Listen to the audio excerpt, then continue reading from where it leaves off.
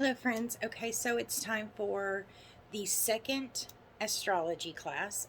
This will be the final astrology class, follow up to the first one because it was so big that we had to split it into two. Thank you for joining me again, and thank you for joining me for all of my classes. Um, if you wouldn't mind, hit the like and subscribe button so that you're notified for any new classes that come out. I really, really appreciate you guys being here with me through all of the things. Also, if you're not already a member of the Facebook group, Featherstone and Bone, formerly Readers Reading Readers, go ahead and go to Facebook and become a member of that group. We've got a lot of great things going on there. We've got a mentorship program. We've got readings going on in there. There's new stuff there every day. Also, you get notifications of when new classes are going to be coming out.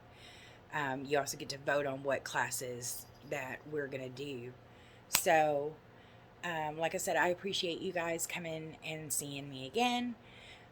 And we're just going to get into it. So, we discussed the origins of astrology in our last class.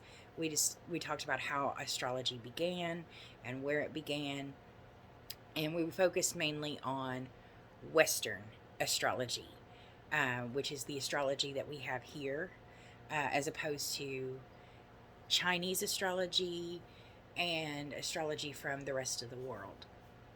So, to pick up where we left off, the Babylonians divided astrology into like 12 different zodiac signs, which we know. And that happened sometime in around 1500 BC. Now, I want to repeat that slower. 1500 BC. When you go and you look for anything related to astrology or tarot or anything like that, they have a tendency to list it as New Age. And they count anything other than Christian New Age, which is kind of ridiculous since this has been around since 1500 years before Christ came on the scene. Whatever. Well, so the signs were named after constellations that appeared in the sky. So the astrologers would look up and they would see pictures in the stars. They would say, "Hey, that grouping of stars looks like a ram, and that one looks like a maiden pouring water out of a vase." And they would use that to name the constellations and therefore name the grouping of people that were born under those specific constellations, give those their zodiac signs, and that's how that came to be. And what it was is it's the constellations that would appear the brightest at the time that you were born. That's what determines your zodiac sign. And it's in the zodiac belt shaped region of the sky, which is approximately 8 degrees north or south of the ecliptic, which we discussed last class. And the ecliptic, that's where the moon and the planets are visible. So that's how we determine what your zodiac sign is. It's not just, well, you were born on this date. I mean, that's what it's become now. But that's how we decided that people born between this date and this date are Capricorns, and people who are born between this date and this date are Virgos. It wasn't just we decided to break it up that way. It was that's how that's how they were visible, and that's how they were broken up. So if you're ever wondered who made that decision, well, astrology made that decision. The stars made that decision when they shone in the belt and the ecliptic. And like I said, Western astrology does it 8 degrees north or south of the elliptic. Western astrology, I think, does it about 15 degrees. So there's a little bit more off there, and I'm not sure what the discrepancy is, why they do it at a different degree than we do, but they do. So I'm sorry, it's not 15, it's 30 degrees difference. Why? I'm not sure. Maybe because of the tools that we measure degrees in, may have a lot to do with the discrepancy on how we measure our zodiac signs. If I had to guess, that would be mine.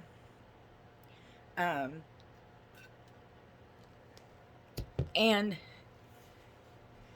your zodiac sign has a tendency to influence a lot of things. We all have a tendency to, check our horoscope, and we have a tendency to take on the traits that are associated with our zodiac sign. Each zodiac sign is ruled by an element, and the elements are earth, fire, wind, water. Our earth signs are Capricorn, Taurus, Virgo. Our air signs are Aquarius, Gemini, Libra. Our water is Pisces, Cancer, Scorpio. And our fire is Aries, Leo, and Sagittarius. Now, each one of these also has a representation in our tarot cards. So, for instance, we have 4 suits in tarot. We have pentacles, we have swords, we have cups, and we have wands. And each one of those represents an element as well. So, for instance, our pentacles is representative of our earth sign.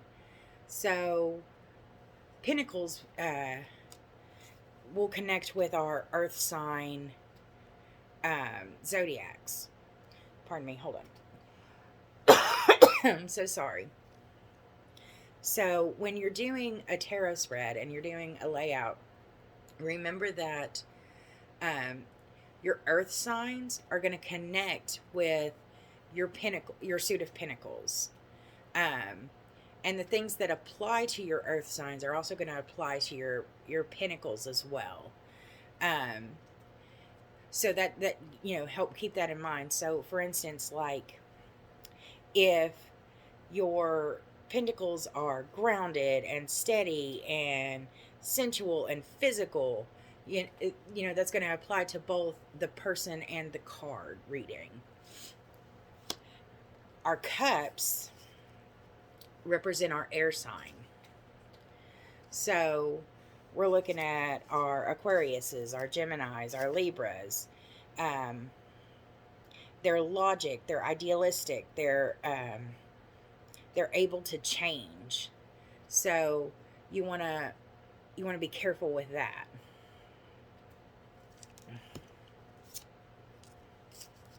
Wait a minute, I messed up. I drew the wrong card. I don't know what I was thinking. Air is swords. My bad. Air is swords. When I said intellect, I thought, wait a minute. Hold on. My bad. Air is swords. And a good way to remember that is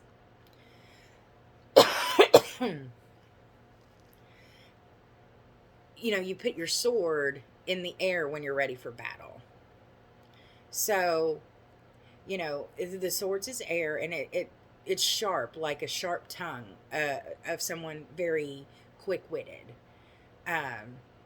So the swords and the air signs are very intellectual, very, very smart, very keen. So be careful with your swords. We have our wands that are our fire. Wood burns. So, and then we have our cups, and they're water. Cups hold water. Cups can pour out. They're very emotional. So also be careful with your water signs, because the water signs are also very, very emotional. So also when you're doing your reading and you get one of these suit cards, and you know the zodiac sign of the person you're reading for, see if it connects. So if, for instance, you're reading for an earth sign and you get a lot of cups, well, obviously it's not speaking to them, but maybe, just maybe, they're having some intense emotional issues that need to be addressed, or they're having some issues with a water sign. Conversely speaking, if you're reading for an earth sign and you're getting a lot of reversed pentacles, maybe that earth sign is having some issues because they need to be grounded a little bit. So pay attention to your suits when you're reading, and know that they have some properties that's going to lead you back to astrology, because that's what a lot of it's based in. So we also have some major arcana cards. Well, as a matter of fact, every suit has a major arcana card that goes with it, because it just does. Some of the major arcana have taken on some of the signs' personality traits, and we're going to go over those. So I'm going to start with our Capricorns. I know not a lot of people start there, but I'm going to start with our Capricorns. And the major arcana card that goes with our Capricorns is the Devil card. And a lot of people see this and get scared off, but don't. So Capricorns are like boss bitches. They go in, they know that they can do it. They know that they've got the answer, and if they don't, they will find the answer.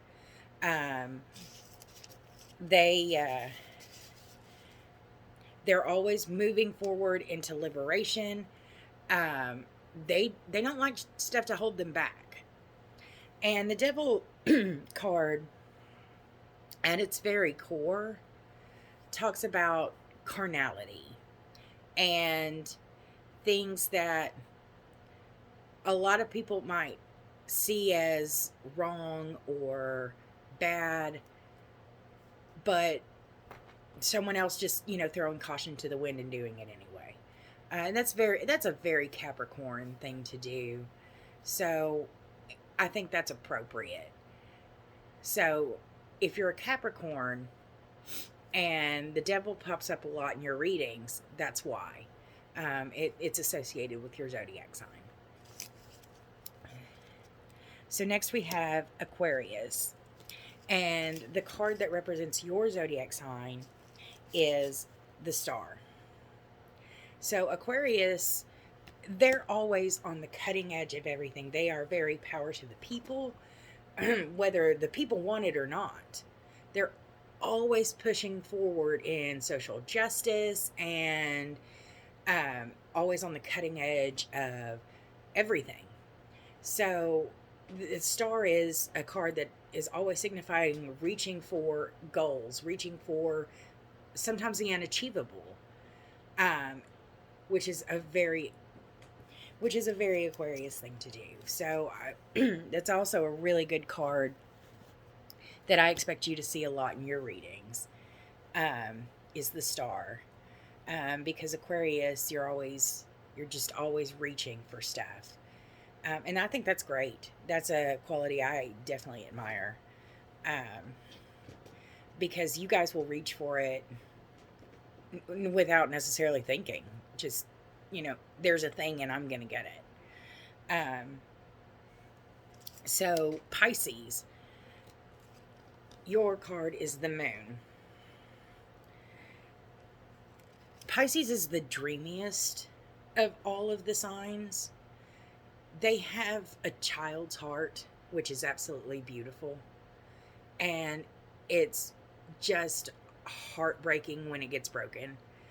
Like it's just shattering to see a Pisces get their heart broken. It just is. I have a really good friend that's a Pisces, and it just, like, even when her ice cream melts, like, it's just brings you to tears. But they're easy to love and easy to forgive, and they just have a very childlike nature about them and a very playful nature about them. So their card is the moon. Aries, your card is the Emperor, because you guys are natural, headstrong leaders, and you always tend to take on that role, whether it's your role or not. You always tend to take on that role. Taurus, your card is the Hierophant. Now, let me talk to my Tauruses for a minute. You're all about order and rules. Stubbornly so. Like, it's going to be the way you say it's going to be, and there's not a lot of talking you guys out of it. I know. I have tried. And I love you guys. I do, with all my heart, and God bless you guys. But once you guys have made up your mind that this is the rule, that's the rule. So, you know what? God bless you guys. That's all I got. That's all I got. Gemini, your card is the Lovers. And before everybody's like, oh, Gemini is the Lovers because of the duality in making decisions. So with the Lovers card, you have two people that have to work together. Two independent people that have to work together. And with a Gemini, that it's kind of like having two people and one person trying to work together. And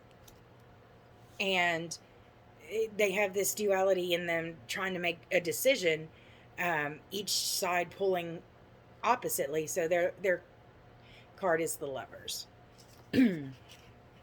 Cancer, your card is the Chariot. Your card is the Chariot because you're always striving to protect others. You're always striving to take care of people physically, emotionally. You always want to, swoop in and be the knight in shining armor. But you're also extremely emotional. Similar to Pisces, except for not as childlike. So it's just you're always riding in to save the day. But while you're not looking, your heart has a tendency to get broken over and over and over again. So your card is the Chariot.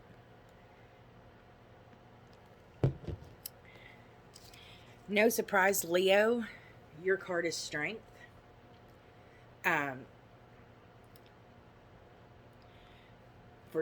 For strength, control, and glory.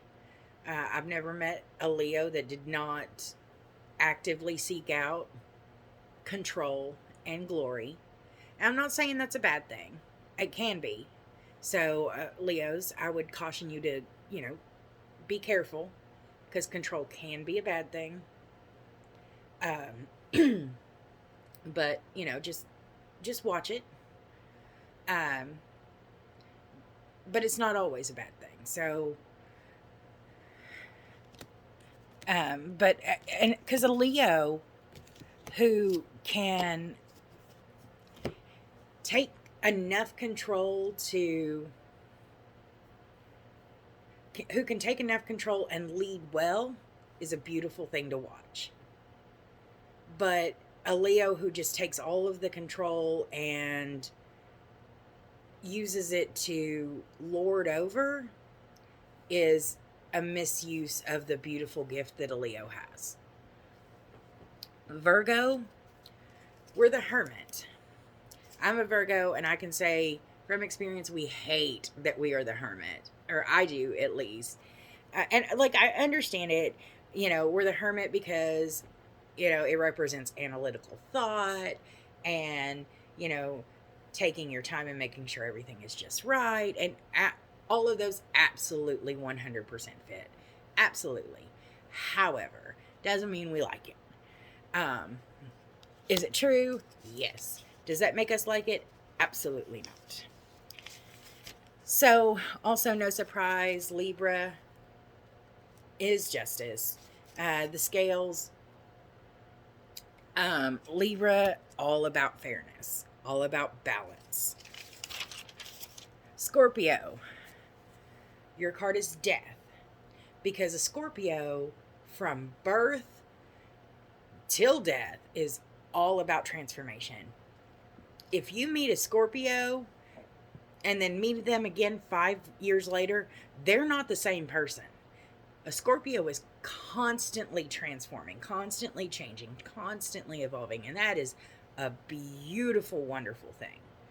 And that's something I really admire about Scorpios, is they have the ability to constantly change and constantly evolve and constantly re-examine their choices and decisions and all of those things and change.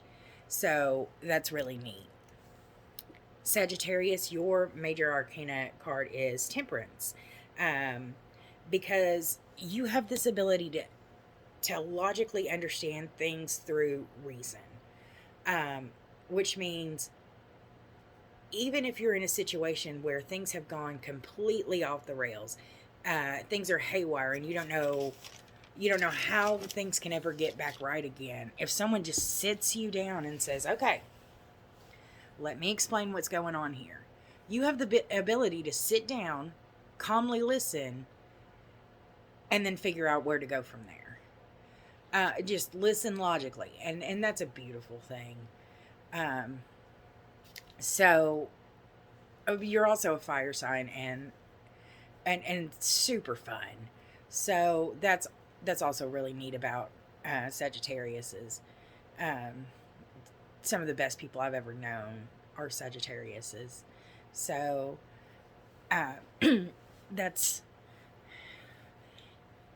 they're super sweet and really, really easy to get along with. So that's good.